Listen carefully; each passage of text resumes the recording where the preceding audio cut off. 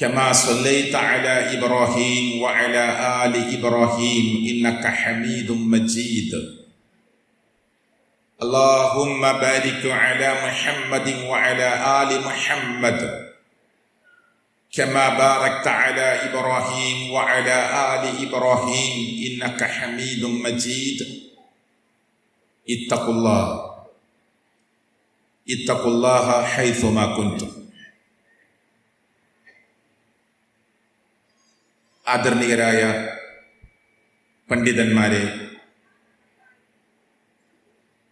ഈ മനോഹരമായ ഓഡിറ്റോറിയത്തിൽ എത്തിച്ചേർന്ന പിതൃതുല്യരായ മാതൃതുല്യരായ കാരണവന്മാരെ, ഉമ്മമാരെ, സഹോദര സഹോദരിമാരെ, സ്റ്റേജിലിരിക്കുന്ന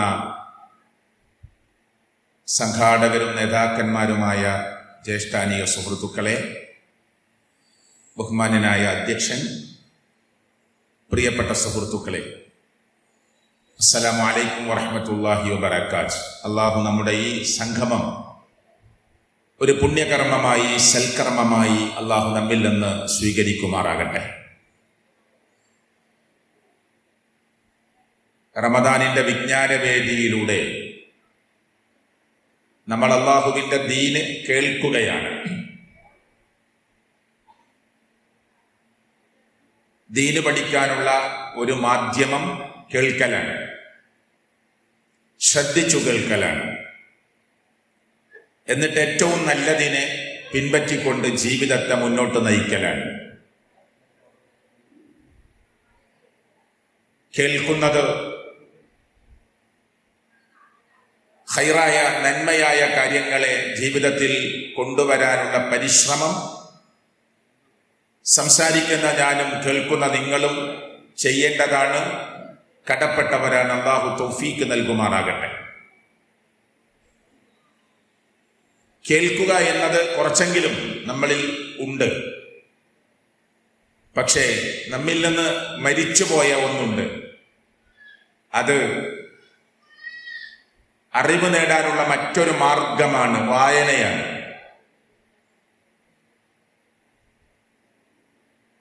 ഒട്ടുമിക്ക ആളുകളും ഇന്ന് വായനയിൽ നിന്ന് വളരെ വളരെ പിറകോട്ട് പോയിട്ടുണ്ട്. ലോകത്തെ അർത്ഥം പോലും അറിയാതെ പാരായണം ചെയ്താൽ കൂലി കിട്ടുന്ന ഒരേ ഒരു ഗ്രന്ഥം ഉണ്ടെങ്കിൽ അത് പരിശുദ്ധ ഖുർആൻ മാത്രമാണ്. അതിന്റെ അർത്ഥം, അതിന്റെ ആശയമോ അർത്ഥതലമോ അറിയേണ്ടതില്ല എന്നല്ല, അറിയണമെന്നത് തന്നെയാണ് ഒരു വിശ്വാസി മനസ്സിലാക്കേണ്ടത്, നിർബന്ധം പോലെ പഠിക്കേണ്ടതുമാണ്. എന്നാൽ ബുഖാരിയിലോ മുസ്ലിമിലോ മറ്റുള്ള ഹദീസിന്റെ ഗ്രന്ഥങ്ങളിലോ വന്നിരിക്കുന്ന ഹദീസ് അർത്ഥമൊന്നും അറിയാതെ, ആശയമറിയാതെ വെറുതെ വായിച്ചാൽ കൂലി കിട്ടുമോ? ഇല്ല. പരിശുദ്ധ ഖുർആൻ നമ്മൾ വെറുതെ വായന നടത്തിയാൽ തന്നെ കൂലി കിട്ടും. ഒരാൾ പാരായണം ചെയ്യുന്നത് കേട്ടിരുന്നാൽ തന്നെ നമുക്ക് കൂലി കിട്ടും. അലിഫ് ലാം മീം എന്ന് പാരായണം ചെയ്യുമ്പോൾ അലിഫിന് വേറെ കൂലി, ലാമിന് വേറെ കൂലി, മീമിന് വേറെ കൂലി ഉണ്ട് എന്ന് പറഞ്ഞ ഒരു ഓഫർ തന്ന അള്ളാഹുവിന്റെ മതത്തിന്റെ അനുയായികളാണ് നമ്മൾ. എന്റെ വിഷയം അതല്ല, ഞാനിത് പറയുന്നത്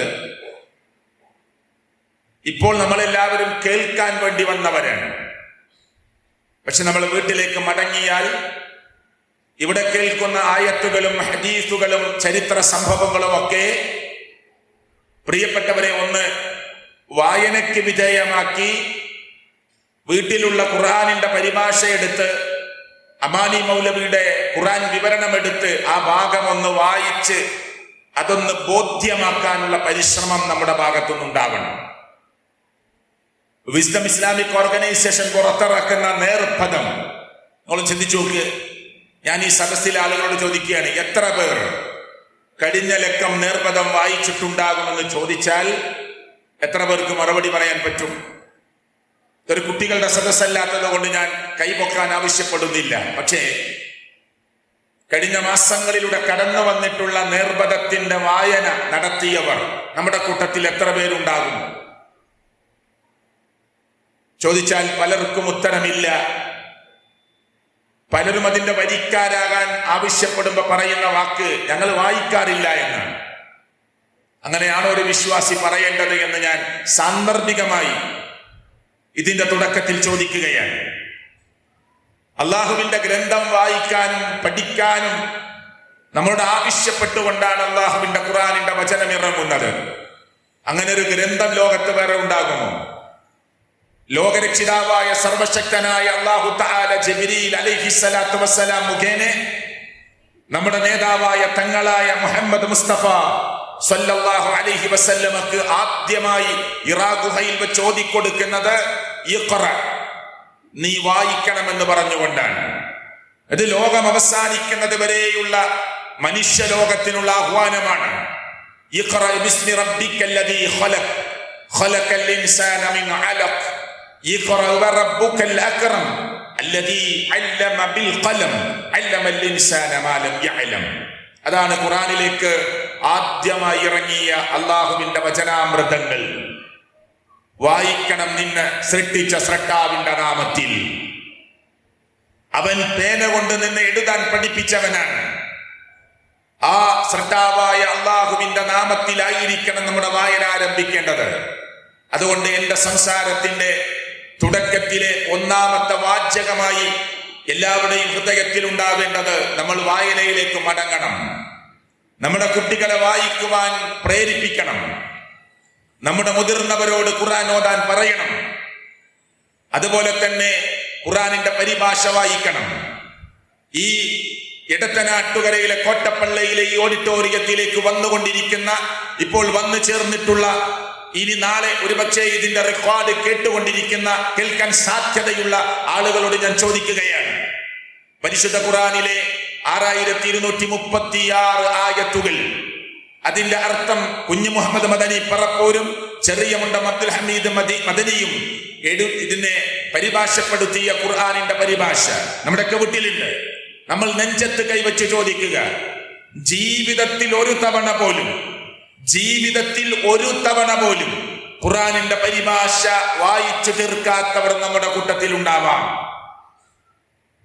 നമ്മൾ അള്ളാഹുവിന്റെ പരലോകത്ത് ചെന്ന് നിൽക്കുമ്പോ ത്യാഗത്തിന്റെ കഥ പറയാൻ, ഒരുപാട് പീഡനത്തിന്റെ സഹികെട്ട കഥ പറയാൻ സഹാബത്തിനുണ്ടാകുമ്പോ, വേദനയുടെ കഥ പറയാൻ മുൻഗാമികൾക്കുണ്ടാകുമ്പോ, പ്രയാസത്തിന്റെ കഥ പറയാൻ സച്ചരിതരായ മുൻഗാമികൾക്ക് അള്ളാഹുവിന്റെ കോടതിയിൽ ബോധ്യപ്പെടുത്താനുണ്ടാകുമ്പോ, ഖുർആനിന്റെ 6236 ആയത്തുകളെങ്കിലും ഒരു തവണ അള്ളാഹുവേ നിന്റെ ഖുർആനിന്റെ പരിഭാഷ പണ്ഡിതന്മാരാൽ രചിക്കപ്പെട്ട പരിഭാഷപ്പെടുത്തിയ ആ ഖുർആനിന്റെ പരിഭാഷയെടുത്ത് ഞാൻ എൻ്റെ ജീവിതത്തിൽ അർത്ഥം മനസ്സിലാക്കി, ആശയം മനസ്സിലാക്കി, അർത്ഥതലങ്ങളെ ഉൾക്കൊണ്ട് വായിച്ചവനാണ് എന്ന് പറയാൻ പോലും ധൈര്യമില്ലാത്തവരും അവകാശമില്ലാത്തവരുമായി നമ്മൾ നാളെ മാറുമ്പോൾ, പ്രിയപ്പെട്ടവരെ, ഗൗരവമാണ് നമ്മുടെ വിഷയം എന്ന് നമ്മൾ ഓരോരുത്തരും മനസ്സിലാക്കണം.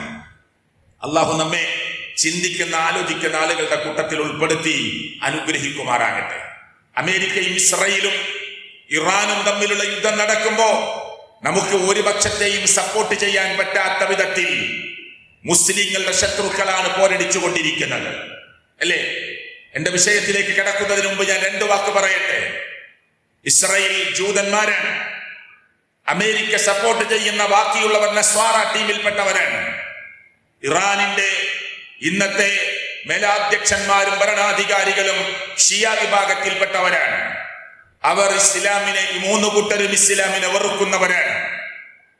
പല ആളുകളും അതിന്റെ കോലവും രൂപവും തൊപ്പിയും ഭാവവും താടിയും കാണുമ്പോ ഇതൊക്കെ സർവശക്തനായ അള്ളാഹുവിന്റെ ദീനിനു വേണ്ടി പടപൊരുതുന്നവരും ത്യാഗം സഹിക്കുന്നവരുമാണ് എന്ന് തെറ്റിദ്ധരിച്ചു പോകുന്നവരുണ്ട്. എന്നാൽ ഒരൊറ്റ വാക്ക് മാത്രം ഞാൻ നിങ്ങളെ ഓർമ്മപ്പെടുത്താം. അഹ്ലുസുന്ന വൽ ജമാഅ എന്ന് പേരിട്ട് വിളിക്കുന്ന സുന്നികളായ നമ്മെ നഖശികാന്തം എതിർക്കുന്നവരാണ് ഷിയാക്കൾ എന്ന് പറയുന്നവർ. ഇപ്പൊ മരണപ്പെട്ടു എന്ന് പറയുന്ന വ്യക്തിയടക്കം, അതിനു മുമ്പുള്ള ഭരണാധികാരി അടക്കം, പ്രിയപ്പെട്ടവരെ, ആയിരക്കണക്കിന് 10,000-കണക്കിന് ഒന്നുമറിയാത്ത സുന്നികളായ മുസ്ലിങ്ങളെ കൊന്നു തീർത്തിട്ടാണ് അധികാരത്തിന്റെ കസേരയിൽ ചെന്നിരുന്നത് എന്ന് നമുക്ക് ഓർമ്മയുണ്ടാകണം. ഇപ്പോ ഇസ്രായേൽ സൈന്യം ദാ മിസൈൽ ഇട്ടുകൊണ്ട് ബോംബിട്ടുകൊണ്ട് കൊന്നു എന്ന് പറയുന്ന ആ പരമോന്നത നേതാവടക്കം അതിനു മുമ്പുള്ള നേതാക്കന്മാർ പലരും സിറിയയിലെ പിഞ്ചുമക്കളെ കൊന്നു തീർത്തിട്ട്, സുന്നികളായ മുസ്ലിങ്ങളെ കൊന്നു തീർത്തിട്ടാണ് അധികാര കസേരയിൽ കയറിയിരിക്കുന്നത് എന്ന ഓർമ്മ നമുക്കുണ്ടാകണം. ഞാൻ ഖുർആനിനെ പറഞ്ഞപ്പോൾ അത് പറഞ്ഞതാ. അവർ വിശ്വസിക്കുന്നത് ഖുർആനിൽ 17,000 ആയത്തുണ്ട് എന്നാണ്. അബൂബക്കർ സിദ്ദീഖ് റളിയല്ലാഹു അൻഹു, പോരാ ഉമർ ഇബ്നുൽ ഖത്താബ് റളിയല്ലാഹു അൻഹു, ഈ രണ്ട് മഹാരഥന്മാരായ സ്വർഗം കൊണ്ട് വാഗ്ദാനം ചെയ്യപ്പെട്ട മഹത്തുക്കളായ സഹാബികൾ ഖുർആനിനെ വെട്ടിച്ചുരുക്കി അവർക്കിഷ്ടമില്ലാത്തതെല്ലാം ഒഴിവാക്കി 6200 ചില്ലാൻ ആയത്തിലേക്ക് കൊണ്ടുവന്നതാണ്. അതുകൊണ്ട് ഞങ്ങൾ ഈ ഖുർആനിനെ അംഗീകരിക്കുകയില്ല. ശരിക്കുള്ള ഖുർആനിൽ 17,000 ആയത്തുണ്ട് എന്ന് വിശ്വസിക്കുന്നവരാണ് ഷിയാക്കൾ. അത് നമ്മൾ മനസ്സിലാക്കണം. അറിയോ, പോരാ, ഹറമിന്റെ ഇമാമു നിൽക്കുന്ന സ്ഥലത്തേക്ക് ഓരോ വക്തിനും മയ്യത്തുകൾ കൊണ്ടുവന്ന് വെച്ച് അവർ ആ മയ്യത്തുകൾക്ക് നേതൃത്വം നൽകി മയ്യത്ത് നിസ്കാരം നടത്തുന്ന സ്ഥലത്ത് മയ്യത്തു കട്ടിലിൽ മയ്യത്തിന്റെ ഉള്ളിൽ ബോംബ് കെട്ടി കൊണ്ടുവന്ന് ഹറമിലെ ഇമാമുകളെയും ഹറമും നശിപ്പിക്കാൻ ശ്രമിച്ചവരാണ് ഷിയാക്കൾ എന്ന് പറയുന്ന ഈ വിഭാഗമെന്ന് നമുക്ക് ഓർമ്മയുണ്ടാകണം. പോരാ, നമ്മൾ അബൂബക്കർ എന്ന് കേൾക്കുമ്പോ റളിയല്ലാഹു അൻഹു എന്നാണ് പറയുക. ഉമർ ഇബ്നുൽ ഖത്താബ് എന്ന് കേൾക്കുമ്പോ ആ റളിയല്ലാഹു അൻഹു എന്നാണ് പറയുക. പക്ഷേ ഈ പറയപ്പെട്ട നേതാക്കന്മാർ, ഈ മഹാരഥന്മാരായ സഹാബികളുടെ പേര് കേൾക്കുമ്പോ പറയുന്ന വാക്ക് ലഅനത്തുല്ലാഹ്, അല്ലാഹ് ശപിക്കട്ടെ എന്നാണ്, കാഫിർ എന്നാണ് പറയുക. അബൂബക്കർ സിദ്ദീഖ് റളിയല്ലാഹുവിനെ കാഫിർ, ഉമർ ഇബ്നുൽ ഖത്താബ് റളിയല്ലാഹു കാഫിർ, ഉസ്മാൻ ഇബ്നു അഫ്ഫാൻ റളിയല്ലാഹു അൻഹു കാഫിർ. ആകെ 4-5 സഹാബികളെ അവർക്ക് ഇഷ്ടമുള്ളൂ. മിഖ്ദാദ് റളിയല്ലാഹു അൻഹുവിനെ പോലെ, സൽമാൻ അൽ ഫാരിസ് റളിയല്ലാഹു അൻഹുവിനെ പോലെ, അബൂദർ അൽ ഗഫാരി റളിയല്ലാഹു അൻഹുവിനെ പോലെ വിരലിൽ എണ്ണാവുന്ന സഹാബികൾ ഒഴിച്ച് ബാക്കി മുഴുവൻ സഹാബാക്കളും കാഫിറുകളാണ് എന്ന് പറയുന്നവരാണ്. എന്റെ വിഷയം അതല്ല. നമ്മളിങ്ങനെ ലൈക്ക് അടിച്ച് ഷെയർ അടിച്ച് രൂപം കണ്ട് ഭാവം കണ്ട് ഷഹീദിന്റെ പദവിയൊക്കെ നൽകി നമ്മൾ പലരും വാട്സാപ്പിലൂടെ അഭിമാനം കൊള്ളുന്നവരുണ്ടെങ്കിൽ തിരിച്ചറിയാൻ വേണ്ടിയാണ് ഞാൻ പറഞ്ഞിട്ടുള്ളത്. അതുകൊണ്ട് വിഷയത്തിന്റെ അഗാധ തലങ്ങളെ നിങ്ങൾ പഠിക്കണം. ഞാനിത് പരാമർശിക്കാൻ കാരണം ഈ ഖുർആനിന്റെ വായനകൾ നടത്തുന്നവരായി നമ്മൾ മാറണമെന്ന് പറയുമ്പോൾ ഈ ഖുർആനിൽ പോലും വേണ്ടതുപോലെ വിശ്വസിക്കാത്തവരാണ് അവരെന്ന് പറഞ്ഞപ്പോൾ അതിന്റെ മറ്റു വശങ്ങളെ മനസ്സിലാകാൻ വേണ്ടിയാണ് 2-3 കാര്യങ്ങൾ ചേർത്തി പറഞ്ഞിട്ടുള്ളത്. സർവശക്തനായ റബ്ബ് യഥാർത്ഥ മുഅ്മിനുകളുടെ, മുസ്ലിങ്ങളുടെ, നമ്മളാണ് യഥാർത്ഥ സുന്നികൾ, അഹ്ലുസുന്ന വൽ ജമാഅ അല്ലേ? മുത്തുനബി സല്ലല്ലാഹു അലൈഹി വസല്ലമ പറഞ്ഞതുപോലെ നിസ്കരിക്കുന്ന, അവിടുന്ന് പറഞ്ഞതുപോലെ സക്കാത്ത് കൊടുക്കുന്ന, അവിടുന്ന് പറഞ്ഞതുപോലെ ഹജ്ജ് ചെയ്യുന്ന, അവിടുന്ന് പറഞ്ഞതുപോലെ ഉംറ ചെയ്യുന്ന, അവിടുന്ന് പറഞ്ഞതുപോലെ സുന്നത്ത് നോമ്പെടുക്കുന്ന, അവിടുന്ന് പറഞ്ഞതിൽ ഒരു മൈന്യൂട്ട് പോയിന്റ് പോലും വ്യത്യാസപ്പെടുത്താതെ ഫർളും സുന്നത്തും ഐച്ഛിക കർമ്മങ്ങളും നിർവഹിക്കുന്ന, അവിടുന്ന് പറയാത്ത ഒന്ന് ദീനിലേക്ക് ചെറുതാകട്ടെ വലുതാകട്ടെ ചേർക്കാൻ അനുവദിക്കില്ല എന്ന് ഉറപ്പിച്ചു പറയുന്ന, ബിദ്അത്തിനെ നഖശിഖാന്തം എതിർക്കുന്ന അഹ്ലുസുന്ന വൽ ജമാഅത്തിന്റെ സുന്നികളാണ് നമ്മളെന്ന ഓർമ്മ നമുക്കുണ്ടാകണം. ആ സുന്നികൾക്കെതിരാണ് ഈ പറയപ്പെട്ട ഷിയാക്കൾ. ലോകാടിസ്ഥാനത്തിൽ ഷിയാക്കളും സുന്നികളുമാണ് എന്ന് ഈ വിഷയത്തിന്റെ ആ വാക്ക് അവസാനിപ്പിക്കുമ്പോൾ ഞാൻ നിങ്ങളുടെ മുന്നാകെ ഓർമ്മപ്പെടുത്തുകയാണ്. ഇവിടെ നമ്മൾ കുടുംബമായി ജീവിക്കുകയാണ്. കുടുംബം എന്ന് പറയുമ്പോൾ പ്രിയപ്പെട്ടവരെ, അലുമ്മയും ബാപ്പയും മക്കളും ഭാര്യയും ഭർത്താവും മക്കളും ഒക്കെ അടങ്ങുന്ന ഒരു കുടുംബം. ആ കുടുംബത്തിന് തണലായി നിൽക്കാൻ, താങ്ങായി നിൽക്കാൻ, സമാധാനത്തിന്റെ ആളായി നിൽക്കാൻ എനിക്കും നിങ്ങൾക്കും കഴിയുന്നുണ്ടോ എന്ന ഒരു ചെറിയ പരിശോധന മാത്രമാണ് സത്യത്തിൽ ഞാൻ ഇന്ന് എന്റെ ചെറിയ സംസാരം കൊണ്ട് ഇവിടെ ഉദ്ദേശിക്കുന്നത്. എനിക്ക് തന്നിരിക്കുന്ന വിഷയം തണൽ നഷ്ടപ്പെടുന്ന കുടുംബങ്ങൾ എന്നാണ്. തണൽ നഷ്ടപ്പെടുന്ന കുടുംബങ്ങൾ എന്നാണ്. കുടുംബം എന്ന് നമ്മളുടെ മനസ്സിലേക്ക് പറയുമ്പോൾ വിവാഹം നമ്മുടെ മനസ്സിലേക്ക് ഓടി വരുന്നുണ്ട് അല്ലേ? ഇതുപോലെ സ്റ്റേജിലും സദസ്സിലും ഇരുന്ന് ഞാനും നിങ്ങളും നിക്കാഹിന്റെ ഖുതുബ കേൾക്കാറുണ്ട്, പറയാറുണ്ട്. അവിടെ നമ്മൾ പ്രാർത്ഥിക്കാറുള്ളത് ബാറക്കല്ലാഹു ലക്കുമ, അല്ലെങ്കിൽ ബാറക്കല്ലാഹു ലക് വബാറക അലൈക് വജമഅ ബൈനകുമാ ഫീ ഖൈർ. നിങ്ങൾ എത്രയോ നിക്കാഹിന്റെ ഖുതുബകളിൽ പങ്കെടുത്തവരാണ് നമ്മളൊക്കെ. നമ്മുടെയൊക്കെ നിക്കാഹുകൾ കഴിഞ്ഞ് കുടുംബജീവിതത്തിലേക്ക് പ്രവേശിച്ചവരാണ് നമ്മൾ. എന്താണ് അതിന്റെ അർത്ഥം?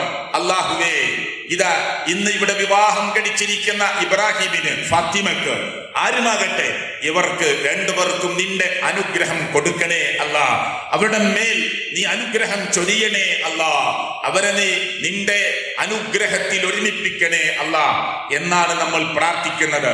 ആ നിക്കാഹ് നടക്കുന്നതിന്റെ തൊട്ടു നിമിഷം വരെ അവിടെ പേക്കൂത്തുകളാണ് നടക്കുന്നത്, അവിടെ തോന്നിവാസങ്ങളാണ് നടക്കുന്നത്. നിക്കാഹിന് വരുന്ന ധാർമ്മികത്വം വഹിക്കുന്ന ഉസ്താദോ മൗലവിയോ ഖാദിയോ വരുമ്പോ ഒന്ന് മൗനം പാലിച്ച് 10-20 മിനിറ്റ് നിശബ്ദരായിരുന്ന് ആ നിക്കാഹിന്റെ ചടങ്ങിൽ പങ്കെടുത്ത് ഖതീബ് പോയാൽ, അതിന് നേതൃത്വം കൊടുത്ത ആള് പോയാൽ, കമ്മിറ്റി ഭാരവാഹികൾ പോയാൽ, അതേ സ്റ്റേജിൽ പിന്നെ നടക്കുന്നത് തോന്നിവാസങ്ങളാണ്, പടച്ചവൻ ഇഷ്ടപ്പെടാത്ത പേക്കൂത്തുകളാണ്, മ്യൂസിക് അരങ്ങ് തകർക്കുന്ന ഗാനമേളകളാണ്. ഈ പ്രാർത്ഥിച്ചതിന്റെ അർത്ഥം എന്താണ്? അല്ലാഹുവേ, നീ അനുഗ്രഹം കൊടുക്കണേ അല്ലാ.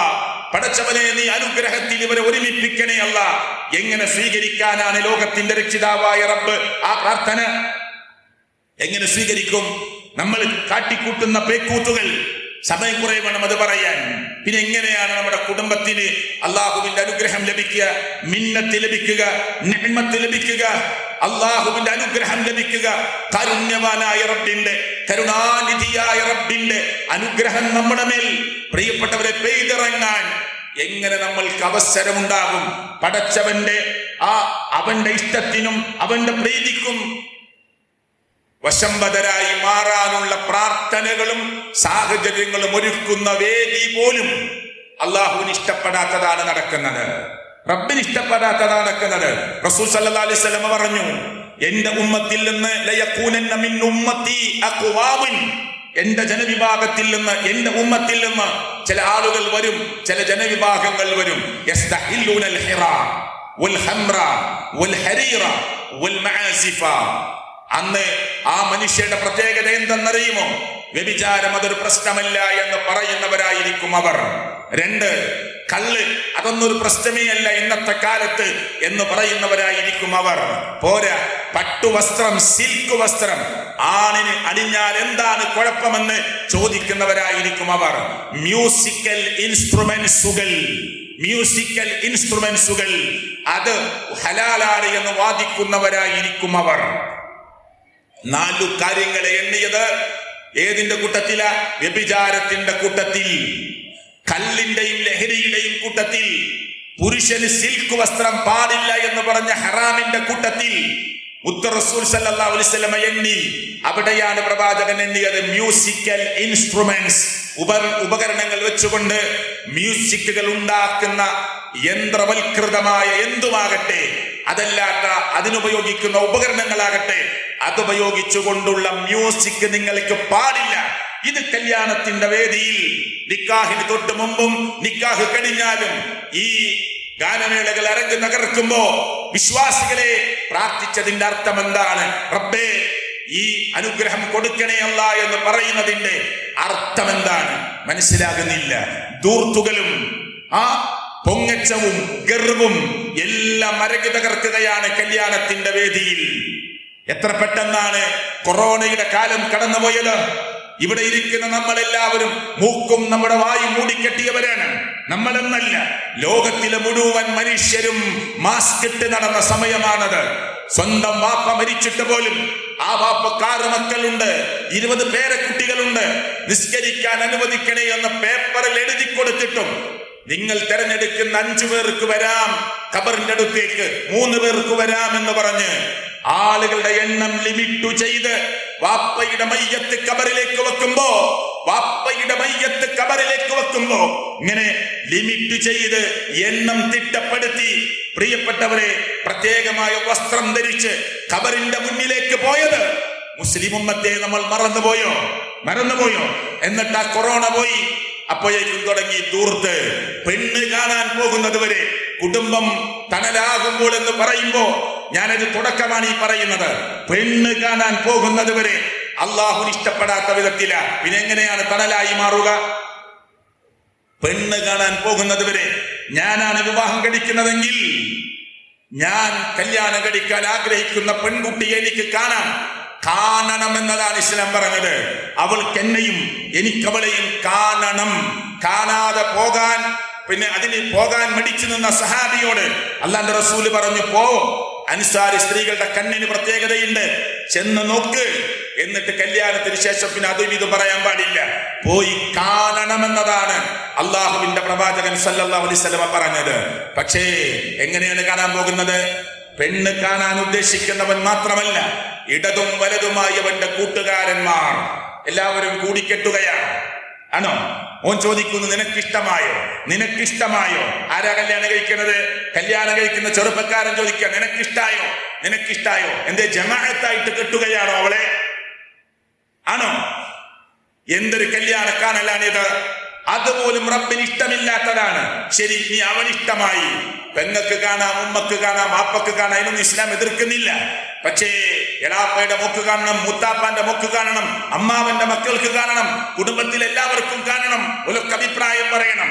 ഗുഡ്സിൽ മിഠായി കൊണ്ടുവരണം.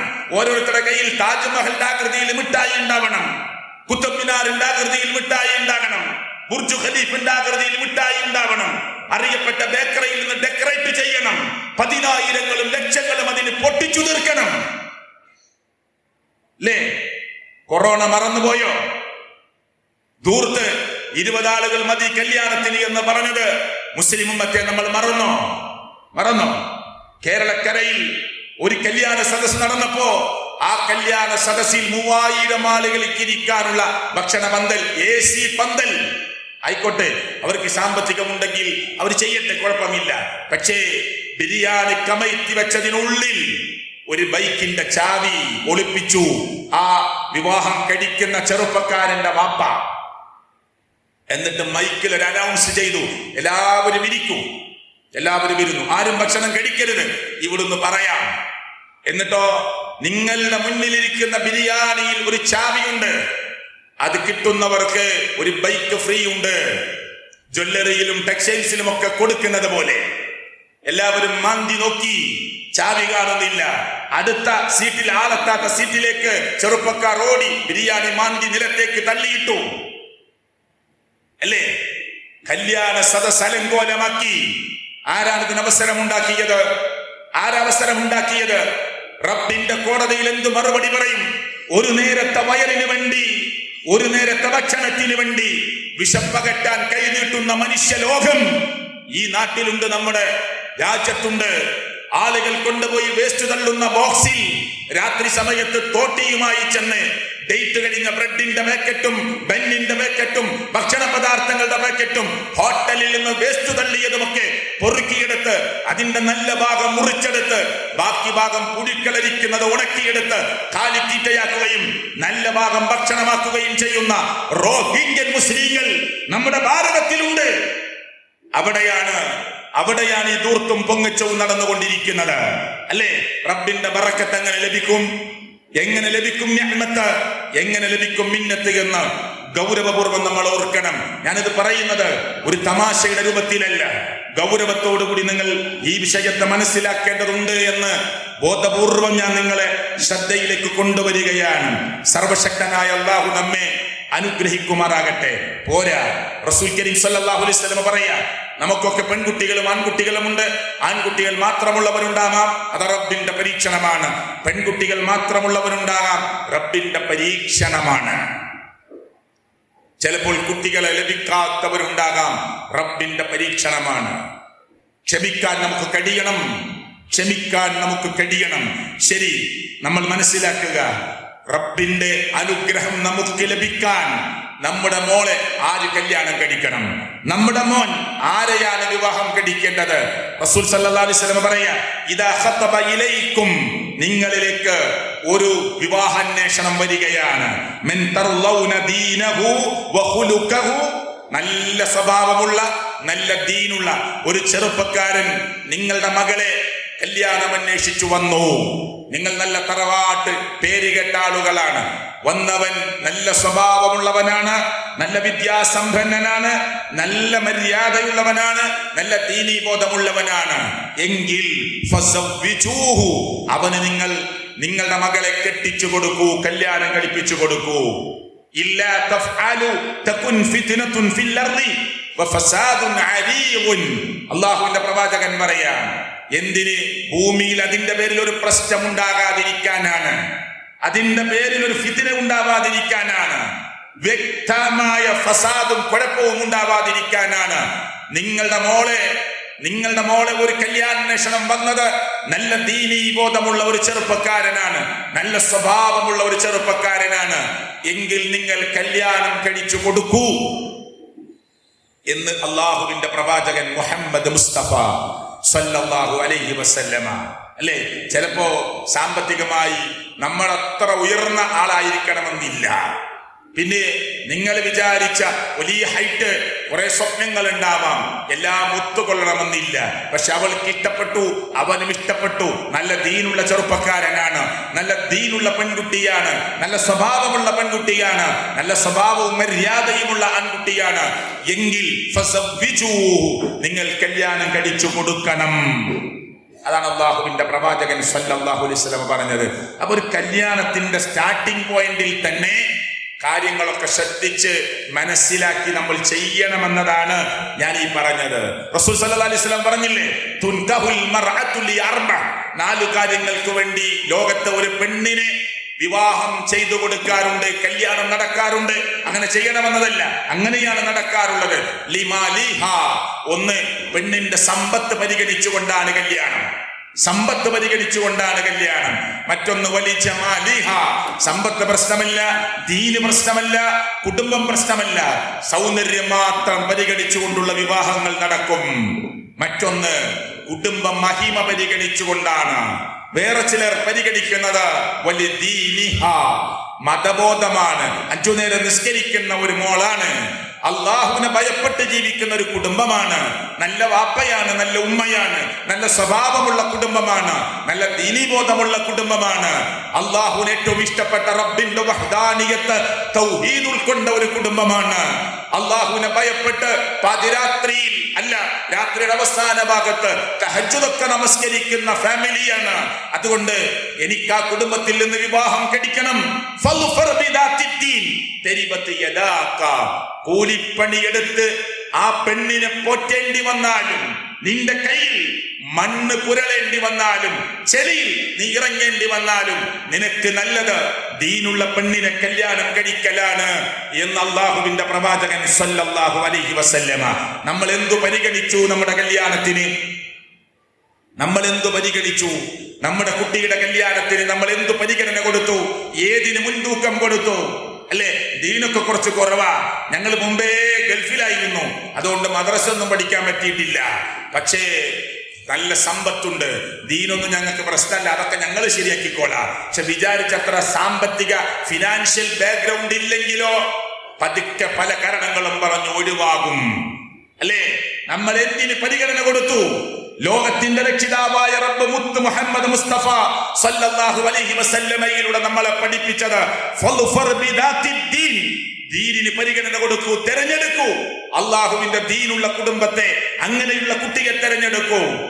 തരിബത്ത് യദാക, നിന്റെ കൈ മണ്ണിൽ വെക്കേണ്ടി വന്നാലും, കൂലിപ്പണി എടുക്കേണ്ടി വന്നാലും, കഷ്ടപ്പെട്ട് പോറ്റേണ്ടി വന്നാലും, അതാണ് നിനക്ക് നല്ലത് എന്ന് പറഞ്ഞ തങ്ങളായ മുഹമ്മദ് മുസ്തഫ സല്ലല്ലാഹു അലൈഹി വസല്ലമയുടെ വാക്കിനെ നമ്മൾ പരിഗണിച്ചോ? നമ്മൾ അതിന് മുൻതൂക്കം കൊടുത്തോ? പല കുടുംബത്തിന്റെയും പ്രശ്നങ്ങൾ ആരംഭിക്കുന്നത് അവിടെ നിന്നാണ്. ഇന്ന് പ്രേമവും ആ ഇഷ്ടവും പ്രേമ ചാപല്യങ്ങളും ഇവിടെ കുറെ പെൺകുട്ടികൾ ഇരിക്കുന്നില്ലേ? ഞാൻ നിങ്ങളോട് പറയാ, ഉമ്മാന്റെ ഇഷ്ടമില്ലാതെ, വാപ്പാന്റെ ഇഷ്ടമില്ലാതെ, വാപ്പ ജീവിച്ചിരിക്കെ വാപ്പ വലിയാവാതെ, വാപ്പ നിങ്ങളുടെ കല്യാണം നടത്തി തരില്ല എന്ന് പറഞ്ഞ് വാപ്പ മാറി നിൽക്കാൻ സ്വന്തം മകൾ ഒരു അപകടത്തിൽ ചെന്ന് പെടട്ടെ എന്ന് ബുദ്ധിയുള്ള ഒരു വാപ്പയും ചിന്തിക്കുകയില്ല. എന്റെ മകൾ ഒരു നഷ്ടത്തിൽ ചെന്ന് വീഴട്ടെ എന്ന് ഒരു വാപ്പയും ആലോചിക്കില്ല. മാറി നിന്ന്, അതേ തിരിഞ്ഞു നിന്ന് ആ മകൾക്ക് വേണ്ടി, മകന് വേണ്ടി കണ്ണിൽ നിന്ന് കുടുകുടാ കണ്ണുനീരൊലിച്ചിറങ്ങി തന്റെ തുണിയുടെ അഗ്രഭാഗം കൊണ്ടും കർച്ചീഫ് കൊണ്ടും ആരും കാണാതെ കണ്ണു തുടച്ച മെഴുകുതിരി പോലെ കത്തിത്തീരുന്ന, ഉരുകിത്തീരുന്ന നിങ്ങളുടെ വാപ്പ ആ മോളെ ഒരു കെണിയിൽ കൊണ്ടുപോയി ഇടാൻ ആഗ്രഹിക്കുകയില്ല. അതുകൊണ്ട് മോളെ, നീ ഇഷ്ടപ്പെട്ട ചെങ്ങാതി കഞ്ചാവിന്റെ ആളാ, മയക്കുമരുന്നിന്റെ ആളാ, പള്ളിയിൽ വരാത്തവനാ, ദീനുമായി ബന്ധമില്ലാത്തവനാ, പ്രേമത്തിന്റെ ചാബല്യത്തിന്റെ ഇഷ്ടത്തിന്റെ ആ വലിയ ആ വൃത്തത്തിൽ ചെന്ന് വീണ് കെണിയിൽ ചെന്ന് വീണ് നിൽക്കുന്ന മകളുടെ 2 ചെവികളും അടഞ്ഞു കിടക്കുകയാണ്. കേറുകയില്ല ഉമ്മ പറഞ്ഞാൽ, കേറുകയില്ല വാപ്പ പറഞ്ഞാൽ, നിങ്ങൾ എന്തു പറഞ്ഞിട്ടും കാര്യമില്ല. എനിക്കൊരു കല്യാണമുണ്ടെങ്കിൽ അത് ഇവനുമായിട്ടേ നടക്കൂ, ഇല്ലെങ്കിൽ എനിക്ക് കല്യാണമേ വേണ്ട എന്ന് നിന്നെ നൊന്ത് പ്രസവിച്ച ഉമ്മയുടെ മുന്നിൽ നീ ശപഥം ചെയ്യുമ്പോ, നിന്നെ കഷ്ടപ്പെട്ടു വളർത്തിയ വാപ്പക്ക് മുന്നിൽ നീ ശപഥം ചെയ്യുമ്പോ, നാളെ അവന്റെ കൈയും പിടിച്ചു പോയി ഒരു കൂരയിൽ നീ താമസമാക്കുമ്പോ, ലോകത്തിന്റെ രക്ഷിതാവായ റബ്ബിന്റെ ആകാശത്തിന്റെ മേലാപ്പിൽ നിന്ന് കാരുണ്യത്തിന്റെയും അതേ റബ്ബിന്റെ ഇഷ്ടത്തിന്റെയും അനുഗ്രഹത്തിന്റെയും ഒരു മറുമട നിന്നിലേക്ക് പെയ്തിറങ്ങുമെന്ന് നീ ഒരിക്കലും സ്വപ്നം കാണേണ്ടതില്ല. അള്ളാഹുവിന്റെ പ്രവാചകൻ സല്ലല്ലാഹു അലൈഹി വസല്ലം പറഞ്ഞു, ഏതൊരു സ്ത്രീയാണോ ഏതൊരു പെണ്ണാണോ നകഹത്, അവൾ നിക്കാഹ് കഴിഞ്ഞു, ബിഗൈരി ഇദ്നി വലിയിഹാ, വലിയിന്റെ അനുവാദമില്ലാതെയാണ്, വാപ്പാന്റെ പെർമിഷൻ ഇല്ലാതെയാണ്, വാപ്പ കൈ പിടിച്ചു കൊടുക്കാതെയാണ് ഒരു പെൺകുട്ടി രജിസ്റ്റർ വിവാഹം കഴിച്ചിറങ്ങാനാ തീരുമാനിച്ചത്, ചാടിപ്പോകാനാ തീരുമാനിച്ചത്, അവന്റെ കൂടെ പോയി സർട്ടിഫിക്കറ്റ് ഉണ്ടാക്കാനാ തീരുമാനിച്ചത്. എന്നാൽ റബ്ബിന്റെ കോടതിയിൽ നിങ്ങൾ 2 പേരും ഒരുമിക്കാം, രാജ്യത്തിന്റെ നിയമപ്രകാരം നിങ്ങൾ ഭാര്യ ഭർത്താവിനെ പോലെ ജീവിക്കാം. പക്ഷെ റബ്ബിന്റെ കോടതിയിൽ നിങ്ങൾ ഭാര്യ ഭർത്താക്കന്മാരല്ല, നിങ്ങൾ വ്യഭിചാരത്തിന്റെ മായാലോകത്ത് ജീവിക്കുന്നവരാണ്. പിന്നെ എങ്ങനെ കിട്ടാനാണ് ലോകരക്ഷിതാവായ റബ്ബിന്റെ അനുഗ്രഹം നമ്മുടെ മേൽ? എങ്ങനെ ലഭിക്കാനാ കുടുംബത്തിലേക്ക് റബ്ബിന്റെ ഭാഗത്ത് നിന്ന് തണൽ എങ്ങനെ ലഭിക്കാനാ? ചിന്തിക്കണമെന്ന് ഞാൻ നിങ്ങളോട് ഗൗരവപൂർവം പറയുകയാണ്.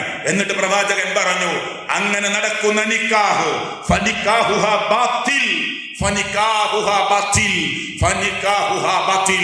റസൂൽ സല്ലല്ലാഹു അലൈഹി വസല്ലം ഗൗരവത്തോടുകൂടി സഹാബത്തിന്റെ മുമ്പിൽ 3 തവണ പറഞ്ഞു, ആ നിക്കാഹ് ബാത്തിലാണ്, ആ നിക്കാഹ് ബാത്തിലാണ്. സ്വന്തം ഉപ്പാന്റെ തൃപ്തി, സ്വന്തം ഉമ്മാന്റെ ഇഷ്ടം, ഉമ്മയുണ്ട് വാപ്പയുണ്ട്, അവര് ജീവിച്ചിരിക്കെ 18 വർഷക്കാലം പോറ്റി വളർത്തിയ വാപ്പയെ അവഗണിച്ച് കോടതിയുടെ മുറ്റത്ത് ചെന്നു നിന്ന്, കോടതി എനിക്ക് അനുവാദം നൽകിയിട്ടുണ്ട് എന്ന് വീമ്പ് വർത്തമാനം പോറ്റി വളർത്തിയ വാപ്പയുടെ മുഖത്ത് നോക്കി പറയുന്ന പുതിയ തലമുറയിലെ മക്കൾ ഗൗരവപൂർവ്വം ഓർക്കണം. കഷ്ടപ്പെട്ട് നിന്നെ വളർത്തി, അതിന് മുന്നേ വേദനയ്ക്കുമേൽ വേദന സഹിച്ച്, പ്രയാസത്തിന്മേൽ പ്രയാസം സഹിച്ച് 9 മാസക്കാലം ഗർഭം ചുമന്ന് നിന്നെ വളർത്തിയ നിന്റെ ഉമ്മ കണ്ണീര് കുടിപ്പിച്ച് നീ ഒരുത്തന്റെ കൈ പിടിച്ചിറങ്ങുമ്പോ പടച്ചവന്റെ ഭാഗത്തുനിന്ന് കരുണയുടെ കടാക്ഷം നിന്റെ മേൽ ഉണ്ടാകുമെന്ന് നീ പ്രതീക്ഷിക്കേണ്ടതില്ല. അള്ളാഹുവിന്റെ പ്രവാചകൻ സല്ലല്ലാഹു അലൈഹി വസല്ലം പഠിപ്പിച്ചു, റിളർ റബ്ബ് ഫീ റിളൽ വാലിസ്. അതേ മാതാപിതാക്കളുടെ തൃപ്തിയിലാണ് അള്ളാഹുവിന്റെ തൃപ്തിയുള്ളത്. വസഹതുർ റബ്ബ്, അള്ളാഹുവിന്റെ കോപമെന്നത് ഫീ സഹതിൽ വാലിസ്, മാതാപിതാക്കളുടെ കോപത്തിലാണ്. മാതാപിതാക്കൾ നിങ്ങളെ കോപിച്ചാൽ, നിങ്ങളോട് കോപിച്ചാൽ, നിങ്ങളെ വെറുത്താൽ, നിങ്ങളെ ശപിച്ചാൽ, ലോകരക്ഷിതാവായ റബ്ബിന്റെ ഭാഗത്തു നിന്ന് നിങ്ങൾക്ക് ശാപവും കോപവുമാണ് ഉണ്ടാവുക എന്ന് അല്ലാഹു തആലയുടെ പ്രവാചകൻ മുഹമ്മദ് മുസ്തഫ സല്ലല്ലാഹു അലൈഹി വസല്ലമ എന്നെയും നിങ്ങളെയും പഠിപ്പിക്കുകയാണ്. ഇത്ര പ്രാധാന്യമാണ് മാതാപിതാക്കൾക്ക് നൽകിയത്. ഖുർആൻ പറഞ്ഞില്ലേ, വഖലാ റബ്ബുക അല്ലാ തഅബുദു ഇല്ലാ ഇയ്യാഹ് വബിൽ വാലിദൈനി ഇഹ്സാനാ. നോക്കൂ, അല്ലാഹുവിനെ ആരാധിക്കണേ എന്ന് പറഞ്ഞിട്ട് ഉടനെ അല്ലാഹു പറയുന്ന വാക്ക് വഖലാ റബ്ബുക, നിന്റെ റബ്ബ് അനുശ്വാസിച്ചിട്ടുണ്ട്, റബ്ബ് നിയമമാക്കി വെച്ചിട്ടുണ്ട്. എന്ത്? അല്ലാ തഅബുദു ഇല്ലാ ഇയ്യാഹ്, അവനെ അല്ലാതെ നീ ആരാധിക്കരുത് കേട്ടോ. അല്ലാഹുവിനെ അല്ലാതെ നീ ഒരിക്കലും ആരാധിച്ചു പോകരുത്. ഇവിടെ വന്ന മുഅ്മിനീങ്ങളെ, ശിർക്ക് ജീവിതത്തിന്റെ ഒരു വശത്തും വന്നു പോകരുത്. ഉറുമ്പരിച്ചു കയറുന്നത് പോലെ ജീവിതത്തിലേക്ക് ശിർക്ക് വരും. രോഗം മൂർച്ഛിച്ച അവസ്ഥയിൽ നമ്മുടെ വീട്ടിൽ ഒരാൾ കിടക്കുമ്പോ പലരും ചെവിയിൽ മന്ത്രിക്കും, ഡോക്ടറെ അടുത്ത് പോയിട്ട് കാര്യമില്ല, ഇതിന് പറ്റിയൊരു സ്ഥലമുണ്ട്, അവിടെ മേലാറ്റൂരിലുണ്ട്, പെരിന്തൽമണ്ണയിലുണ്ട്, മണ്ണാർക്കാട്ടിലുണ്ട്, പാലക്കാടുണ്ട്, ഇന്ന സ്ഥലത്തുണ്ട്, ഇന്ന സ്ഥലത്തുണ്ടെന്ന് പറയുമ്പോ ആരാണത്? ഡോക്ടറല്ല, പിന്നെ പടച്ചവൻ നിങ്ങൾ ചെയ്തു പോകരുത് എന്ന് പറഞ്ഞ ശിർക്കിന്റെ ചില വഴികളാണ്, ചില ഏലസുകൾ കെട്ടലാണ്, ചില തകിടുകൾ കുടിച്ചിടലാണ്, ചില നൂലുകൾ മന്ത്രിച്ചൂതി കെട്ടലാണ്. അപ്പോ നമ്മുടെ മനസ്സിങ്ങനെ പറയും, എത്രയോ ഹോസ്പിറ്റലിൽ പോയി നോക്കിയിട്ടുണ്ട്, ശരിയായിട്ടില്ല. ഇവര് പറയുന്നതിന് വലിയ ചെലവൊന്നുമില്ലല്ലോ, 500 രൂപയുടെ ചെലവേ ഉള്ളൂ. ഒന്നൊരു ഓട്ടോ വിളിച്ച് അവിടെ വരെ പോവണം, ഒന്ന് പരീക്ഷിച്ചു നോക്കാം. നിന്റെ ഇതുവരെ ചെയ്ത അമലുകൾ മുഴുവനും, ഇതുവരെ ചെയ്തു തീർത്തിട്ടുള്ള എത്രയോ വലിയ ദിക്റുകൾ, പ്രാർത്ഥനകൾ, സ്വലാത്തുകൾ സർവ്വതും അതാ അതിന്റെ കാരണം കൊണ്ട് മാത്രം ബാത്തിലായി പോകുന്നു. അതുകൊണ്ട് ഗൗരവമായി മനസ്സിലാക്കണമെന്ന് ഞാൻ ഈ സന്ദർഭത്തിൽ ഓർമ്മപ്പെടുത്തുകയാണ്. അതുകൊണ്ടാണ് അല്ലാഹ് ഉമ്മാക്കും വാപ്പാക്കും ഒക്കെ വലിയ സ്ഥാനം കൊടുത്തപ്പോഴും അല്ലാഹ് എന്തു പറഞ്ഞു എന്നറിയോ?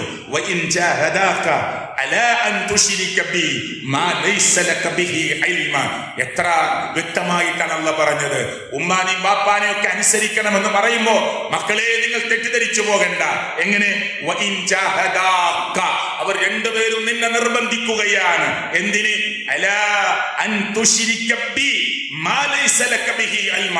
നിനക്കറിവില്ലാത്ത വിഷയത്തിൽ എന്നിൽ പങ്കു ചേർക്കാൻ, ശിർക്ക് വെക്കാനാണ് നിന്റെ വാപ്പയും ഉമ്മയും നിന്നെ നിർബന്ധിക്കുന്നതെങ്കിൽ ഫലാ തുതിഅഹുമാ, അവർ രണ്ടുപേരെയും നീ അനുസരിച്ചു പോകരുത്. വസാഹിബുഹുമാ ഫിദ്ദുനിയ മഅറൂഫ, എന്നാൽ ദുനിയാവിന്റെ കാര്യത്തിൽ അവരോട് നല്ല രൂപത്തിൽ രണ്ടുപേരോടും നിങ്ങൾ പെരുമാറണം. ഹോസ്പിറ്റലിലേക്ക് കൊണ്ടുപോകണം, മുസ്ലിം അല്ലെങ്കിൽ പോലും. വാപ്പ മുസ്ലിം അല്ല, വാപ്പ മുഹമ്മദ് എന്ന് പേരിട്ട ആളാ, നിസ്കരിക്കലില്ല, വീട്ടൊന്നുമില്ല, പള്ളിയൊന്നുമില്ല, അപ്പൊ അവന് മുസ്ലിം അല്ല, സത്യനിഷേധിയാണ്. എന്നാൽ അങ്ങനെയല്ല, സാധാരണ ഒരു ക്രൈസ്തവന്റെയോ ഹിന്ദുവിന്റെയോ മക്കളായി ജനിച്ചതാ, ഓല് മുസ്ലിം ആയിട്ടില്ല, മക്കളായിട്ടുണ്ട്. ബാപ്പ മുസ്ലിമേ അല്ല, ഉമ്മ മുസ്ലിമത്തെ അല്ല. എന്നാൽ പോലും ദുനിയാവിന്റെ കാര്യത്തിൽ ഫിദ്ദുനിയ മഅറൂഫ, നല്ല രൂപത്തിൽ അവരോട് പെരുമാറണം. വേറെ ഹിന്ദുവായ മോനുണ്ട്, ക്രൈസ്തവനായ മോനുണ്ട്, അവര് ഹോസ്പിറ്റലിൽ കൊണ്ടുപോകുന്നതിന് മുമ്പ് നമ്മൾ കൊണ്ടുപോയിക്കോ, റബ്ബിന്റെ അടുത്ത് നമുക്ക് കൂലി കിട്ടും.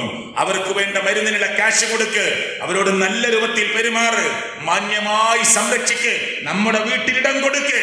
അങ്ങനെ നിങ്ങൾ ദുനിയാവിന്റെ കാര്യത്തിൽ അവരോട് ഏറ്റവും നല്ല രൂപത്തിൽ പെരുമാറണം. ആരാ പറയുന്നത്? പരിശുദ്ധ ഖുർആൻ സൂറത്തുൽ ലുഖ്മാനിൽ 15-ാമത്തെ വചനത്തിൽ അല്ലാഹു തആല പറഞ്ഞു. പക്ഷേ ആ മാതാപിതാക്കളെ ബാക്കി മുഴുവൻ വിഷയത്തിലും, അല്ലാഹുവിനെതിരാവാത്ത ഏതു വിഷയത്തിലും പ്രിയപ്പെട്ടവരെ അനുസരിക്കണം. ഒരു സഹാബി നബിയോട് പറയാ, നബിയെ, എന്റെ വാപ്പാക്ക് ഞാൻ കണ്ട പെണ്ണിനെ ഇഷ്ടമാകുന്നില്ല, നല്ലൊരു കുട്ടിയാണ്, ഒരു പ്രശ്നമല്ല, പക്ഷെ എന്റെ വാപ്പ വേണ്ട എന്ന് പറയാണ്. കല്യാണം കഴിച്ചിട്ടുണ്ട്, നിക്കാഹ് കഴിഞ്ഞിട്ടുണ്ട്. പ്രവാചകൻ സല്ലല്ലാഹു അലൈഹി വസല്ലം പറഞ്ഞു, നീ ഒഴിവാക്കി കൊടുത്തേക്ക് എന്ന് അള്ളാഹുവിന്റെ പ്രവാചകൻ സല്ലല്ലാഹു അലൈഹി വസല്ലം പറയുന്നത് ചരിത്രത്തിൽ നമുക്ക് വായിക്കാൻ സാധിക്കുന്നുണ്ട്. പ്രിയപ്പെട്ടവരെ, അതിന്റെ പശ്ചാത്തലങ്ങൾ വേറെ ഉണ്ടാകും, കാരണങ്ങൾ ഉണ്ടാകും. ഞാൻ പറയുന്നത് അത്രത്തോളം ഉമ്മയെയും വാപ്പയെയും അനുസരിക്കാനും അംഗീകരിക്കാനും തയ്യാറാവണമെന്ന് പഠിപ്പിക്കുന്ന ഒരു മതത്തിന്റെ അനുയായികളാണ് നമ്മൾ, അല്ലേ?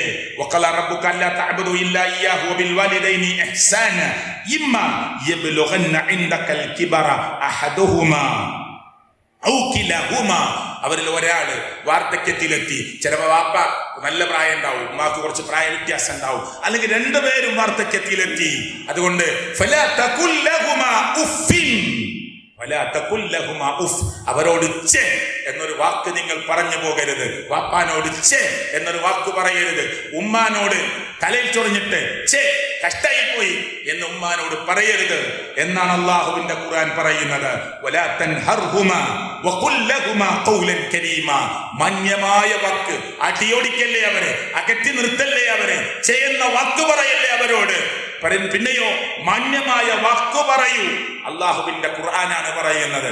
പോരാ, ഇന്ന് മക്കളൊക്കെ ഇങ്ങനെ, എന്താ വാപ്പാക്ക് വേറെ മക്കളില്ലേ, ഉമ്മാക്ക് എന്താ വേറെ മക്കളില്ലേ, എന്തേ നമ്മുടെ വീട്ടിൽ തന്നെ നിൽക്കണോ എന്ന് ചോദിച്ചു പോകുന്നവരെ, എന്റെ വാപ്പയും ഉമ്മയും വയസ്സായി നിൽക്കുമ്പോ എനിക്ക് കിട്ടിയെങ്കിൽ നന്നായിരുന്നു എന്ന് കൊതിക്കണം.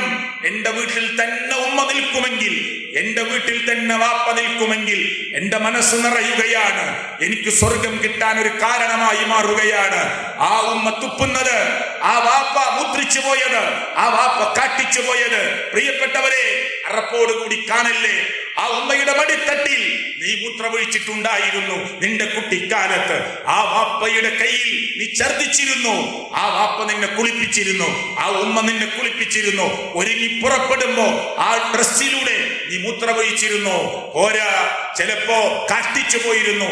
അറപ്പ് തോന്നിയിട്ടില്ല ഉമ്മക്ക് നിന്നോട്, വെറുപ്പ് തോന്നിയിട്ടില്ല വാപ്പക്ക് നിന്നോട്. ഒരു സദസ്സിന്റെ മുമ്പിൽ വെച്ച് അവൾ ഡ്രസ് മലീമസമാക്കിയപ്പോ ഇല്ല, ഈ പൊന്നുമോനെ ചേർത്ത് പിടിക്കുകയല്ലാതെ ആട്ടി അകറ്റിയിട്ടില്ല ഒരു ഉമ്മയും ഒരു വാപ്പയും.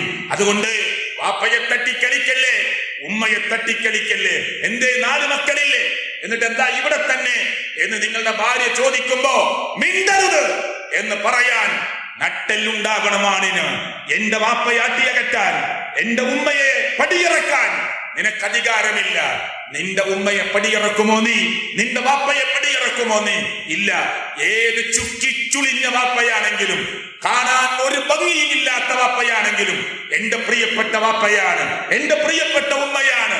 അഭിമാനത്തോടെ സദസ്സിന്റെ മുമ്പിൽ കൊണ്ടുപോയിരുത്തി ഇതെന്റെ വാപ്പയാണെന്ന് പരിചയപ്പെടുത്താൻ നാണമുണ്ടാവരുത്, അഭിമാനമാണ് ഉണ്ടാവേണ്ടത്. അങ്ങനെ വാപ്പയെ ഉമ്മയെ തിരിച്ചറിയാൻ നമുക്ക് പറ്റണം. കേരളത്തിലെ വൃദ്ധസദനങ്ങളിൽ മുസ്ലിങ്ങൾ വളരെ വളരെ വളരെ അപൂർവമാണ്. എന്താ കാരണം?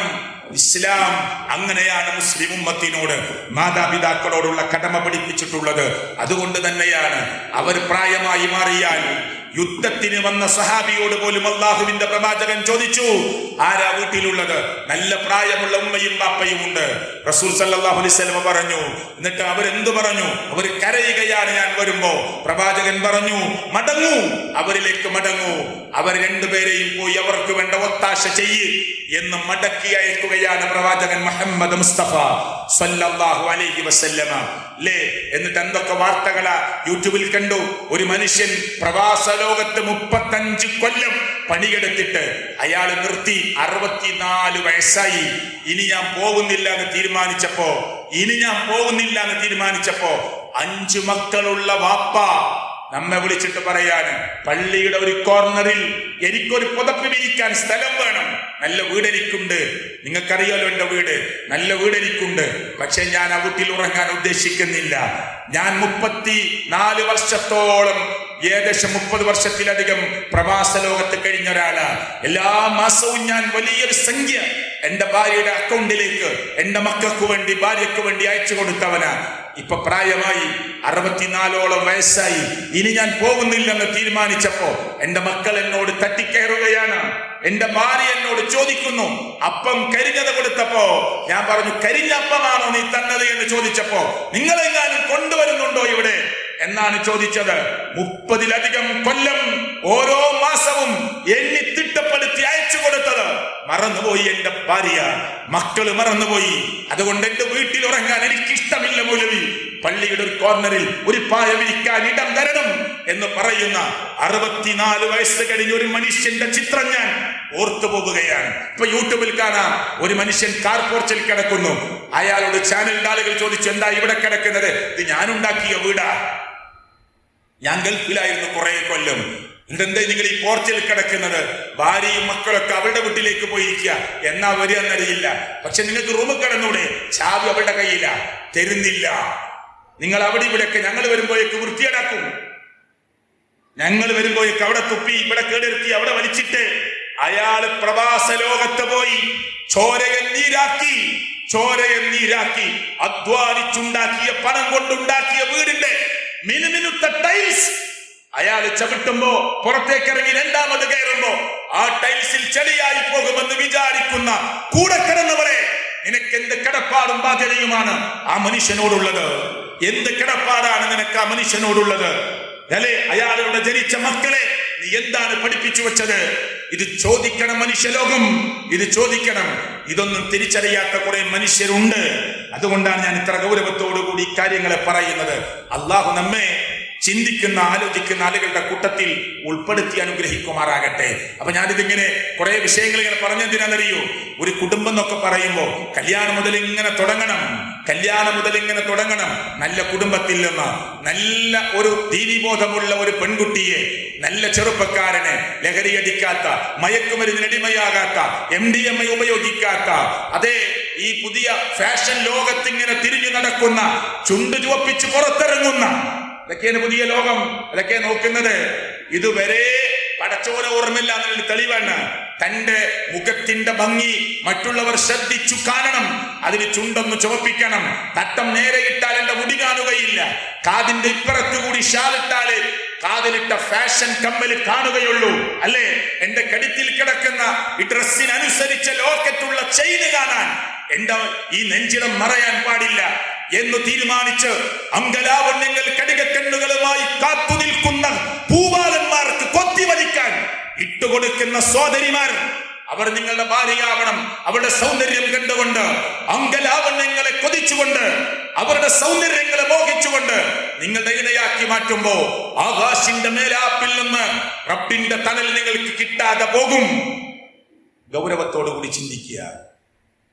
കോസ്മെറ്റിക് സാധനങ്ങൾ, പാലക്കാട് ജില്ലയുടെ കണക്ക് മാത്രം ഒന്ന് സെർച്ച് ചെയ്ത് നോക്ക് നിങ്ങൾ കേട്ടോ. പാലക്കാട് ജില്ലയിൽ ഒരു മാസം ഉപയോഗിക്കുന്ന കോസ്മെറ്റിക് സാധനങ്ങൾ എത്ര ലക്ഷങ്ങളാണെന്നൊന്ന് പരിശോധിച്ചോളൂ. മലപ്പുറത്ത് എത്ര, കോഴിക്കോട് എത്ര, വയനാട് എത്ര, ഓരോ ജില്ലയും പരിശോധിച്ചോളൂ. നിങ്ങള് ഓരോ ജില്ലയും പരിശോധിച്ചോളൂ. ലക്ഷങ്ങളുടെയും കോടികളുടെയും കണക്കാണ് ഒരു മാസത്തിന് മാത്രം പറയാനുള്ളത്. ഒരു മാസത്തിന് മാത്രം പറയാനുള്ളത്. പുട്ടിവാരി തേക്കുകയാണ്. അല്ലേ, കല്യാണത്തിന്റെ സദസ്സിൽ വന്നിരിക്കുക, നിക്കാഹിന്റെ ഖുത്ബ കേൾക്കാൻ വന്നിരിക്കുക, പടച്ചോനോട് പ്രാർത്ഥിക്കാൻ വന്നിരിക്കുക. ആകെ മുഖത്ത് പുട്ടിവാരി തേച്ച്, ഇവിടെ വരെ കുപ്പായത്തിന്റെ കൈയുള്ളൂ, ബാക്കി പുട്ടി തേച്ച് നല്ല വെളുവെളുത്ത ശരീരമാക്കി, കൃത്രിമമായ സൗന്ദര്യമുണ്ടാക്കി, ചുണ്ട് ചുവപ്പിച്ച് വന്നിരിക്കുകയാണ്. എപ്പ പുറപ്പെട്ടതാ വീട്ടിന്ന്? സുബൈ കഴിഞ്ഞ് പുറപ്പെട്ടതാ. എപ്പോഴാ ഇനി മടങ്ങിയെത്തുക? രാത്രി 10 മണിക്കാ. ദുഹറുണ്ടോ ഇല്ല, അസറുണ്ടോ ഇല്ല, മഗ്രിബുണ്ടോ ഇല്ല. എന്താ കാരണം? ഒന്നുകൊടുത്ത ഒലിച്ചു പോകും ഈ കുട്ടിയൊക്കെ. അതുകൊണ്ട് നിസ്കാരമെല്ലാം വീട്ടിൽ ചെന്നിട്ട് ഓംലെറ്റ് കച്ചവടം പോലെ കൂട്ടിയടിക്കാൻ തീരുമാനിച്ചിരിക്കുകയാണ്. ആ ഡബിളും ത്രിബിളുമായി അടിക്കാൻ തീരുമാനിച്ചിരിക്കുകയാണ്. നിസ്കരിക്കണില്ല. എന്താ കാരണം? ഭക്ഷണം കഴിക്കുമ്പോഴൊക്കെ വിരലൊന്നും കയ്യിൽ മൊത്താക്കില്ല. അങ്ങനെ ആവണം എന്നല്ല പറയണത്. ശ്രദ്ധിച്ചിട്ടാ കഴിക്കുക, ചുണ്ടിൽ തട്ടാതെ. എന്താ കാരണം? നല്ലോണം കഴിക്കേണ്ടി വന്ന ചുണ്ട് കറുക്കും. അതുകൊണ്ട് ശ്രദ്ധിച്ച് ഭക്ഷണം കഴിക്കുകയാണ്. മുഖത്ത് വെള്ളം തട്ടരുത്. കാരണം ഈ പുട്ടി ഒലിച്ചു പോകും. ഓളെ യഥാർത്ഥ രൂപം കണ്ട് ആരെങ്കിലും പേടിച്ചു പോയാലോ എന്ന് വിചാരിച്ചിട്ട് ഇങ്ങനെ പുട്ടി വാരിത്തേച്ച് കൃത്രിമമായ സൗന്ദര്യമുണ്ടാക്കി വന്നിരിക്കുകയാണ്. ഇത് റബ്ബ് ഇഷ്ടപ്പെടുന്ന ഒന്നല്ല. കിലുങ്ങുന്ന പാദസരം പോലും ഒരു മുസ്ലിം പെണ്ണിനോട് ഉപയോഗിക്കരുത് എന്ന് പറഞ്ഞത് ആ കിലുക്കം കണ്ട ആളുകൾ അങ്ങോട്ട് ശ്രദ്ധിച്ചു പോകാതിരിക്കാനാ. സുഗന്ധം പുറത്തേക്ക് അടിച്ചു വീശുന്ന സുഗന്ധം ഉപയോഗിക്കാൻ പാടില്ല എന്നല്ല, സുഗന്ധം പുറത്തേക്ക് ഇങ്ങനെ അടിച്ചു വീശുന്ന സുഗന്ധം ഒരു സ്ത്രീ ഉപയോഗിക്കേണ്ട എന്ന് പറഞ്ഞത് അതുകൊണ്ട് ഏതെങ്കിലും ആളുകൾ അവരെ ശ്രദ്ധിച്ചു പോകാതിരിക്കാനാണ്. എന്നിട്ട് ആകെ കുട്ടിവാരി തേച്ച് നടക്കുകയാണ്.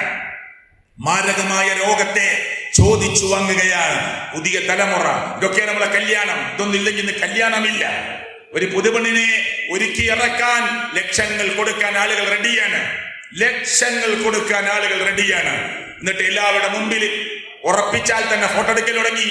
നിക്കാഹ് കഴിഞ്ഞോ? ഇല്ല, നിക്കാഹ് കഴിഞ്ഞിട്ടില്ല, പിന്നെ ഉറപ്പിച്ചിട്ടേ ഉള്ളൂ. അപ്പൊ രണ്ടാളും പോയി ഫോട്ടോ എടുക്കുക. തോടിന്റെ സൈഡിൽ നിന്ന്, കൊടയുടെ തീരത്തുനിന്ന്, വലിയ ഗാർഡനിൽ നിന്ന് ചേർന്ന് നിന്ന്, തോളിൽ കൈയിട്ടു നിന്ന്, ആരാണോ നിന്റെ അവൾ? അവൾ നിന്റെ ആരാണ്? അവൻ നിന്റെ ആരാ? ഒരു അന്യപുരുഷനാ. എന്നിട്ട് കല്യാണം പറഞ്ഞു വെച്ചവളാണ് എന്ന് പറഞ്ഞ്, കല്യാണം ഉറപ്പിച്ചവനാണ് എന്ന് പറഞ്ഞ് ചേർന്നു നിന്ന് തോളിൽ കൈയിട്ട് ഫോട്ടോ എടുക്കാൻ.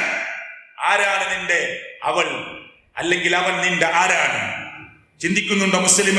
എന്തിനാ 5-ാം ക്ലാസ് വരെ, 8-ാം ക്ലാസ് വരെ, 10-ാം ക്ലാസ് വരെ പരിശുദ്ധ ഖുർആനും താങ്ങി മദ്രസയുടെ പാഠശാലയിലേക്ക് മുസ്ലിം ഉമ്മത്ത് പോയതെന്തിനാ? ഗൗരവത്തോടു കൂടി ചോദിക്കണം. എന്തു പഠിക്കാനാണ് നമ്മൾ പോയത്? എന്നിട്ട് സകല നിയമങ്ങളെയും കാറ്റിൽ പറത്തി. പ്രിയപ്പെട്ടവരെ, പടച്ചവനെ വെല്ലുവിളിക്കുന്ന വിധത്തിലാണ് ഈ മനുഷ്യലോകത്തിന്റെ എല്ലാ മതത്തിൽപ്പെട്ടവരുമുണ്ട്. നമ്മൾ മുസ്ലിങ്ങളോട് പ്രത്യേകം പറയുന്നു, എന്താണ് ഈ ഉമ്മത്തിന്റെ അവസ്ഥ? അള്ളാഹു നമ്മെ കാത്തിരക്ഷിക്കുമാറാകട്ടെ. ഒരു സ്ത്രീ, അവളാണ് സത്യത്തിൽ ഈ ദുനിയാവിലെ ഏറ്റവും നല്ല മതാഅ് എന്ന് അള്ളാഹുവിന്റെ പ്രവാചകൻ പഠിപ്പിച്ചത്.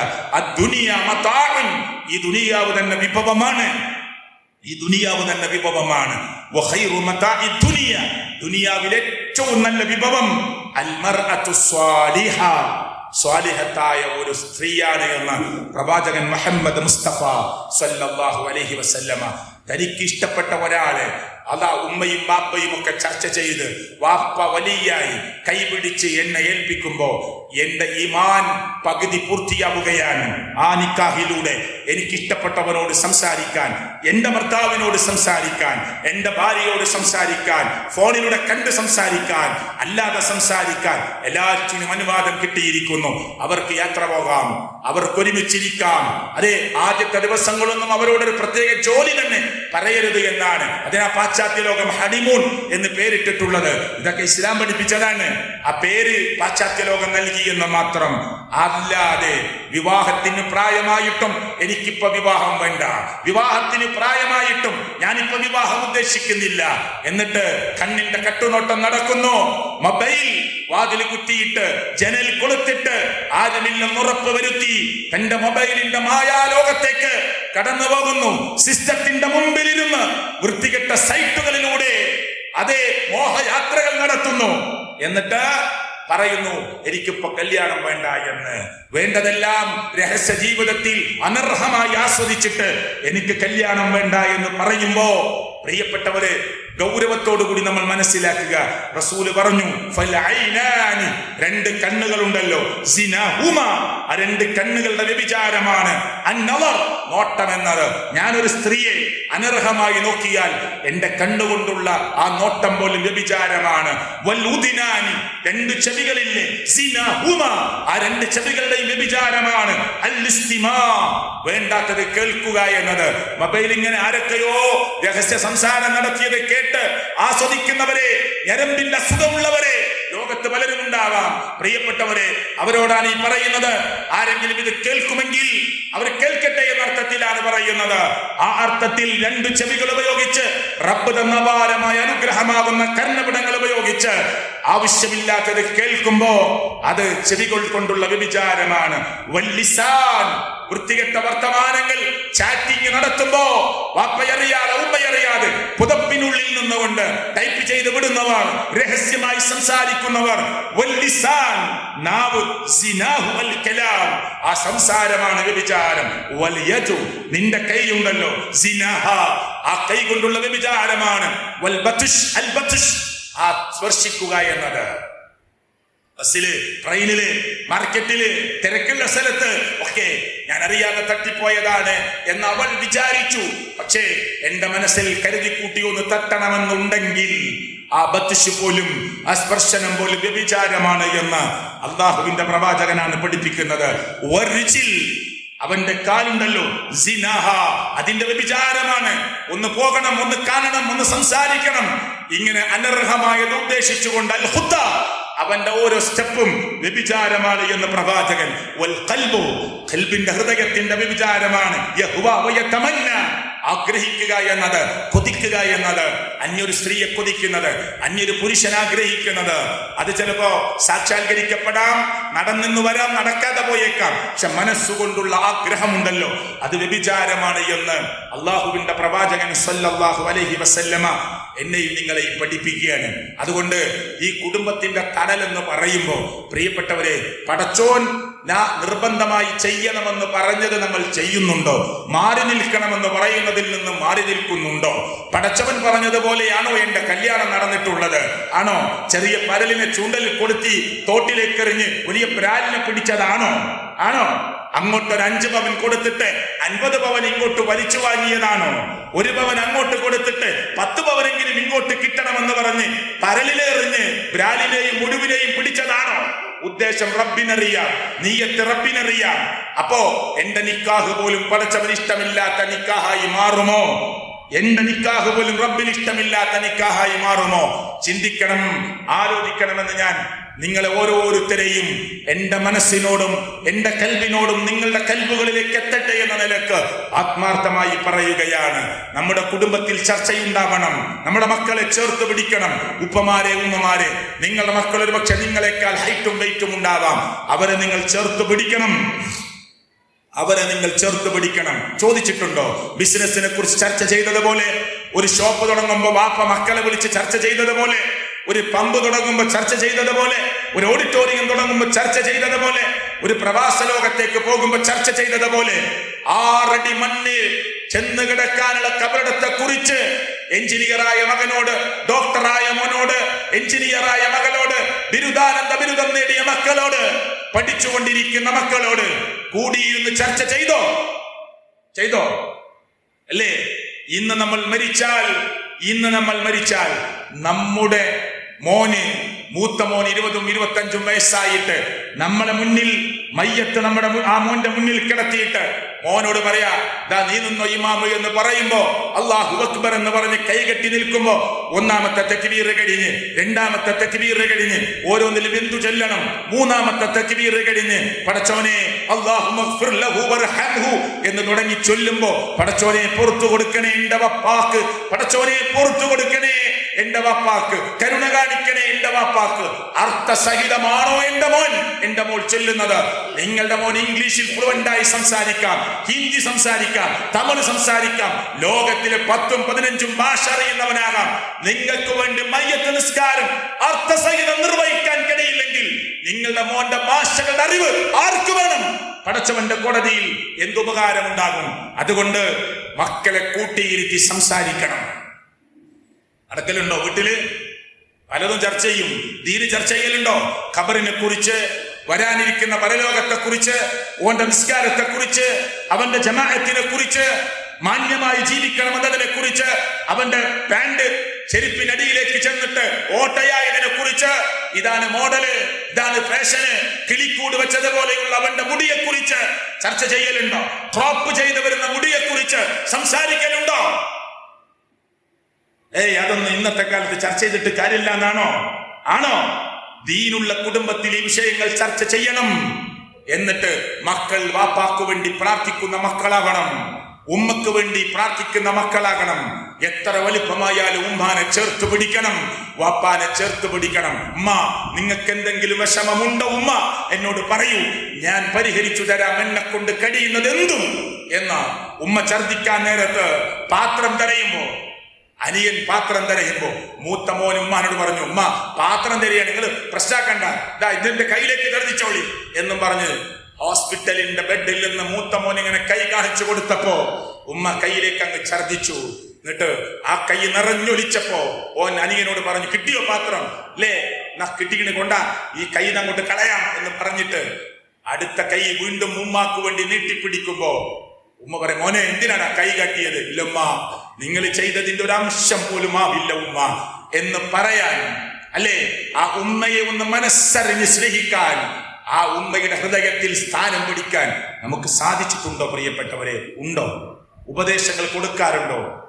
പടച്ചവനെ കുറിച്ച് പറയാറുണ്ടോ? തൗഹീദിനെ കുറിച്ച് പറയാറുണ്ടോ? യാക്കൂബ് നബി അലൈഹി സ്വലാത്തു വസ്സലാം ലോകത്തുനിന്ന് വിട പറയാ. ഖുർആൻ പറഞ്ഞ എന്താ അറിയോ? അം കുൻതും ശുഹദാ ഇദ് ഹളറ യഅകൂബൽ മൗത്ത്. യാക്കൂബ് നബി മരിക്കുന്ന സന്ദർഭത്തിൽ നിങ്ങൾ ആരെങ്കിലും അവിടെ ഹാജറുണ്ടായിരുന്നോ? എന്നാ നിങ്ങൾക്കൊരു കാര്യം മനസ്സിലാവും. ഇത് ഖാല ലിബനീഹി, മക്കളോട് ചോദിച്ച സന്ദർഭം. എന്താ ചോദിച്ചെന്നറിയോ? മക്കളെ, എന്റെ പൈസ എന്താക്കും? എന്റെ സ്ഥലം എന്താക്കും? ആ മൂല ആരെടുക്കും? ഇപ്പുറത്തെ കോർണർ ആരെടുക്കും? ആ ബിൽഡിങ്ങിന്റെ ആ അടിയത്തെ 2 റൂം ആർക്കാ കൊടുക്കുക? അതൊന്നല്ല ചോദ്യം. ചോദ്യം എന്താ? ഇത് ഖാല ലിബനീഹി, മക്കളോട് ചോദിച്ച സന്ദർഭം. എന്താ ചോദിച്ചത്? മാ തഅബുദൂന മിൻ ബഅദി, മാ തഅബുദൂന മിൻ ബഅദി, എന്റെ കാലശേഷം മക്കളെ നിങ്ങൾ ആരെയായിരിക്കും ആരാധിക്കുക? നിങ്ങളുടെ ഇബാദത്ത് എങ്ങനെയായിരിക്കും? ഖാലു, മക്കള് പറഞ്ഞു, നഅബുദു ഇലാഹക വ ഇലാഹ അബാഇക് ഇബ്രാഹിം വ ഇസ്മാഈൽ വ ഇസ്ഹാഖ ഇലാഹൻ വാഹിദ. പാപ്പാ, ഈ വിഷയത്തിൽ നിങ്ങൾ ഒരു പേടിക്കണ്ട കേട്ടോ. ഞങ്ങൾ ആ മക്കളെല്ലാരും ഒന്നിച്ചു പറയുന്നു, ഇബ്രാഹിം നബിയുടെ, ഇസ്മായിൽ നബിയുടെ, ഇസ്ഹാഖ് നബിയുടെ ഏകനായ റബ്ബാരാണോ നിങ്ങളുടെ എല്ലാവരുടെയും ഇലാഹാരാണോ ആ ഏകനായ റബ്ബിനെ മാത്രമേ ഞങ്ങൾ ആരാധിക്കുകയുള്ളൂ. വനഹ്നു ലഹു മുസ്ലിമൂൻ, അവന് കീഴ്പ്പെട്ടവരായി ഞങ്ങൾ ജീവിക്കും. അതിൽ വാപ്പ പേടിക്കണ്ട. അങ്ങനെ നമ്മളെ മക്കൾ പറയോ? 4 മക്കളുണ്ട്. ഒന്ന് ചോദിക്കുങ്ങള്, മക്കളെ നിങ്ങളൊക്കെ മദ്രസയിൽ ഉഷാറായി പഠിച്ചോല, പക്ഷെ 4 ആള് ജമാഅത്തിന് കാണില്ലല്ലോ, തൗഹീദിന്റെ ദഅവത്ത് രംഗത്ത് കാണില്ലല്ലോ. നിങ്ങൾ ഡോക്ടറായി, എഞ്ചിനീയറായി, ബിസിനസ്സുകാരനായി, കച്ചവടക്കാരനായി, ദിവസങ്ങൾ 1000 വരുമാനമുള്ളവരായി, 10,000 വരുമാനമുള്ളവരായി. മോനെ, ആരടി മണ്ണിലേക്ക് നിന്നെ കൊണ്ടുപോകുമ്പോ ഏറ്റവും വലിയ പണക്കാരനും പാവപ്പെട്ടവനും 3 തുണി പൊതിഞ്ഞ് പുഴിക്കൽക്ക് വെച്ചു കൊടുക്കുമ്പോ ആരും ഉണ്ടാകില്ല മോനെ നിന്റെ കൂടെ എന്ന് പറയാൻ പാപ്പക്കും ഉമ്മക്കും സമയമുണ്ടെങ്കിൽ ഞാനും നിങ്ങളും ചിന്തിക്കുന്ന, വിജയിക്കുന്ന ആളുകളുടെ കൂട്ടത്തിൽപ്പെട്ടവരാണ്. ഇല്ലെങ്കിൽ നമ്മുടെ സമയം അതിക്രമിച്ചിട്ടുണ്ട് എന്ന ഓർമ്മ നമുക്കുണ്ടാവണം. ഒരു വാക്കുകൂടി പറഞ്ഞ് ഞാൻ എൻ്റെ സംസാരത്തിന്റെ അവസാന ഭാഗത്തേക്ക് പോവുകയാണ്. പ്രിയപ്പെട്ടവരെ, കെട്ടിക്കൊണ്ടുവന്ന പെണ്ണ് നമ്മുടെ അടിമയല്ല. കെട്ടിക്കൊണ്ടുവന്ന പെണ്ണ് നമ്മുടെ അടിമയല്ല. നമ്മുടെ വീട്ടുജോലിക്കായി കൊണ്ടുവന്ന ഒരു പെണ്ണല്ല. അതൊക്കെ വിളിച്ച് കണ്ടറിഞ്ഞ് ഉമ്മാനെ സഹായിക്കുന്നു, വാപ്പാനെ സഹായിക്കുന്നു, അതൊക്കെ ചെയ്യണം. പക്ഷേ ആവശ്യമില്ലാത്ത വിലങ്ങുകൾ, ആവശ്യമില്ലാത്ത നിർബന്ധങ്ങൾ നമ്മൾ ഉണ്ടാക്കാൻ പാടില്ല. ഭർത്താവ് പറയാണ്, നീ പൊയ്ക്കോ, ഒന്ന് മേലാറ്റൂര് പൊയ്ക്കോ, ഭർത്താവിന്റെ കൂടെ പോവാൻ. എന്നാൽ ഭർത്താവ് സമ്മതിച്ചാ പോരാ, വാപ്പി സമ്മതിക്കണം, ഉമ്മി സമ്മതിക്കണം. അതൊക്കെയാണ് ദീന് എന്ന് മനസ്സിലാക്കിയ ആളുകളുണ്ട്. അങ്ങനെയല്ല. സത്യത്തിൽ അവന് കല്യാണം കഴിച്ചു കൊണ്ടുവന്ന പെണ്ണാണ്. അവന്റെ സമ്മതപ്രകാരം അവനൊന്ന് പുറത്തിറങ്ങാം, അവന്റെ കൂടെ യാത്ര ചെയ്യാം, ഇന്നത്തെ ഒരു ഭക്ഷണം വീട്ടിൽ വേണ്ട എന്ന് പുറത്താക്കാനൊക്കെ തീരുമാനിക്കാം. അതിനൊക്കെ ചെറിയ ചെറിയ കാര്യങ്ങൾക്കൊക്കെ വാശി പിടിച്ച് എന്നോട് പറഞ്ഞിട്ടില്ല, എന്നോട് ചോദിച്ചിട്ടില്ല എന്ന രൂപത്തിൽ ആവശ്യമില്ലാത്ത കുശുമ്പും വാശിയും ഒക്കെ ഒഴിവാക്കണം. നിങ്ങളും ആ വീട്ടിൽ നിന്ന് ഇറങ്ങിപ്പോയിക്കോ എന്ന് പറയുമ്പോ നിങ്ങളും ആ വീട്ടിലേക്ക് കെട്ടിക്കൊണ്ടുവന്ന ഒരു പെണ്ണാണ്.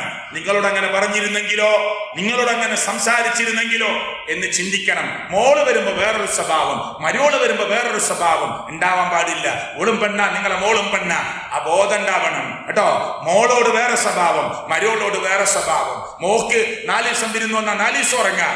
മോളൊരു അരമണിക്കൂർ അധികം, മരോള് അരമണിക്കൂർ അധികം ഉറങ്ങിയാൽ കുറുമ്പ് തുടങ്ങി, കുശുമ്പ് തുടങ്ങി. ഞാൻ പോവട്ടമ്മ എന്ന് പറഞ്ഞാൽ നേരെ മറുപടി പറയും, മൂളേ ഉള്ളൂ, നേരെ പറയില്ല. അപ്പോഴേക്കും കുശുമ്പ് കയറി. ഇങ്ങനെയല്ല. മരുമോളും മോളും ഒക്കെ നമ്മുടെ മക്കളാണ്.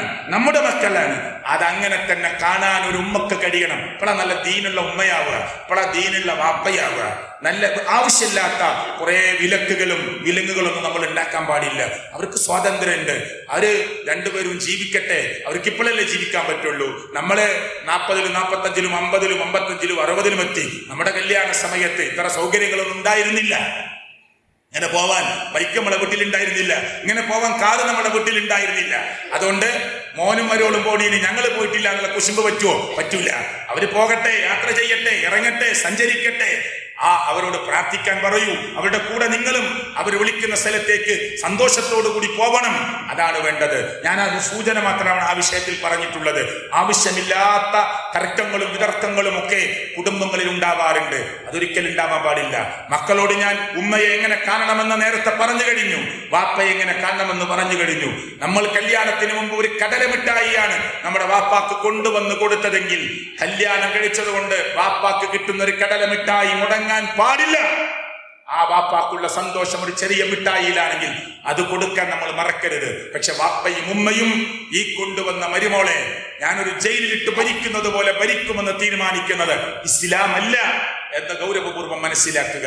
റബ്ബ് നല്ല കുടുംബമായി ജീവിക്കാൻ, കുടുംബത്തിന്റെ സന്തോഷം പങ്കിടുന്ന ആളുകളായി മാറാൻ, കൂടുമ്പോൾ ഇമ്പമുള്ളതാണ് കുടുംബം എന്ന് പറയുന്നുവെങ്കിൽ ആ കുടുംബത്തിലെ ഏറ്റവും സന്തോഷമുള്ളവരായി മാറാൻ, ചെറിയ തർക്കങ്ങൾ, ചെറിയ വാശികളൊക്കെ ഉണ്ടായതിന്റെ പേരിൽ മിണ്ടണില്ല. ആര്? ഭർത്താവ് ഭാര്യയോട് മിണ്ടണില്ല, ഭാര്യ ഭർത്താവിനോട് മിണ്ടണില്ല, മക്കൾ ഉമ്മാനോട് മിണ്ടണില്ല, ബാപ്പാനോട് മിണ്ടണില്ല. അങ്ങനത്തെ വീടുണ്ട്. മക്കളെ മിണ്ടണില്ല ഉമ്മാനോട് ബാപ്പാനോട്. എന്നിട്ട് പെട്ടെന്ന് ഉമ്മ മരിച്ചു. ആ ഉമ്മാന്റെ മരണം അറിഞ്ഞിട്ട് അപ്പുറത്ത് താമസിക്കുന്ന മൂത്ത മോൻ വരിക, എന്നിട്ട് കരയാണ്. എന്റെ ഉമ്മാനോട് ഞാൻ 4 ദിവസമായിട്ട് തെറ്റിയിട്ടുണ്ട്, ഒന്ന് മിണ്ടാൻ ചാൻസ് കിട്ടിയില്ല. ഇനി കരഞ്ഞിട്ട് എന്താണോ കാര്യം? ഇനി കരഞ്ഞിട്ട് എന്താ കാര്യം? നിന്റെ ഉമ്മ 6 അടി മണ്ണിലേക്ക് പോവുകയാണ്. ഒന്ന് കൈപിടിച്ച് മാപ്പ് ചോദിക്കാൻ ഉമ്മ പുറത്തുണ്ടോ? ഒന്ന് കൈപിടിച്ച് മാപ്പ് ചോദിക്കാൻ വാപ്പ പുറത്തുണ്ടോ? ഉണ്ടോ? ഭാര്യയും ഭർത്താവും ചെറിയ കാരണങ്ങൾ പറഞ്ഞ് തെറ്റി നിൽക്കുമ്പോ പെട്ടെന്ന് ഭാര്യ മരിച്ചാൽ ഭർത്താവ് പറയും കൂട്ടുകാരോട്, നല്ലൊരു പെണ്ണായിരുന്നു അവള്, ചെറിയൊരു വിഷയത്തിലാണ് ഞങ്ങൾ തെറ്റിയത്, ഒന്ന് സാരല്ല എന്ന് പറയാൻ ചാൻസ് തന്നില്ലല്ലോ എന്റെ റബ്ബെനിക്ക് എന്ന് ഒരാണ് ചിന്തിക്കുമ്പോ, എന്റെ പാവപ്പെട്ട കാനോട് സാരല്ലട്ടോ, ഞാൻ വാശിക്ക് പറഞ്ഞു പോയതാണ്, അങ്ങനെ ഒരു ദേഷ്യം വന്നപ്പോ പറഞ്ഞു പോയതാണ് എന്ന് ഒന്ന് കൈപിടിച്ച് ഒന്ന് ചേർത്ത് പിടിച്ച് പറയാൻ അവസരമില്ലാതെ കയ്യും കാലും നീട്ടി താടി കെട്ടി മയ്യത്തായി നിന്റെ മുമ്പിൽ വെക്കുമ്പോ ഖേദിച്ചിട്ട് എന്താ കാര്യം? അപ്പോൾ ഒരാൾ കബറില, ഒരാൾ പുറത്താ. അതുകൊണ്ട് ഏത് നിമിഷവും തിരിച്ചു വിളിക്കാം ലോകത്തിന്റെ രക്ഷിതാവായ റബ്ബ്. അതിനു മുമ്പ് പിണക്കം തീർത്ത് ഇണക്കമാക്കണം. റബ്ബ് അനുഗ്രഹിക്കുമാറാകട്ടെ, അള്ളാഹു സഹായിക്കുമാറാകട്ടെ. ജീവിതത്തിൽ വന്നുപോയ എല്ലാ തെറ്റുകുറ്റങ്ങളും അള്ളാഹു തആല പുറത്ത് മാപ്പ് നൽകുമാറാകട്ടെ.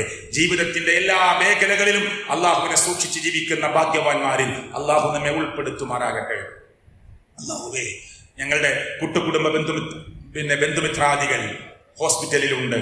അള്ളാഹുവേ, സർവശക്തനായ അള്ളാഹ്, അവർക്ക് നീ ശിഫ നൽകണേ. അള്ളാഹ്, ലോകത്തിന്റെ ഏത് കോണിൽ വെച്ചാണ് ഞങ്ങളുടെ മരണമെന്നറിയില്ല, ലാ ഇലാഹ ഇല്ലല്ലാഹ് എന്ന കലിമത്തു തൗഹീദ് ഉച്ചരിച്ച് മരിക്കാനുള്ള ഭാഗ്യം ഞങ്ങൾക്ക് നീ പ്രദാനം ചെയ്യണേ. അള്ളാഹ്, പരിപാടിക്ക് വലിയ ചെലവുണ്ട് എന്ന് നിങ്ങൾക്കറിയാം. അതുകൊണ്ട് സഹോദരങ്ങളെ, ഓരോ പ്രോഗ്രാമിലും ഓരോ ദിവസവും പറയാതെ ഇവിടേക്ക് വരുമ്പോൾ തന്നെ മനസ്സറിഞ്ഞ് നല്ലൊരു സംഖ്യ നിങ്ങളുടെ കയ്യിൽ വെച്ച് ഈ പ്രോഗ്രാം ഒരു കടവുമില്ലാതെ എല്ലാ റമദാൻ കഴിയുമ്പോൾ ഭംഗിയായി നമ്മുടെ പ്രോഗ്രാം ഒരു കടവുമില്ലാതെ തീർന്നു എന്ന് സമാധാനിക്കാൻ നമുക്ക് പറ്റണം. അള്ളാഹു തൗഫീക്ക് നൽകുമാറാകട്ടെ, അള്ളാഹു അനുഗ്രഹിക്കുമാറാകട്ടെ. എല്ലാ വർഷവും എടക്കരയിലെ സ്ഥാപനത്തെക്കുറിച്ച് നിങ്ങളോട് പറയാറുണ്ട്. അത് ഇപ്പൊ ബക്കറ്റ് കളക്ഷൻ, ബോക്സ് കളക്ഷൻ ഇവിടുത്തെ പരിപാടിയുടെ ചെലവിലേക്ക് വേണ്ടിയുള്ളതാണ്.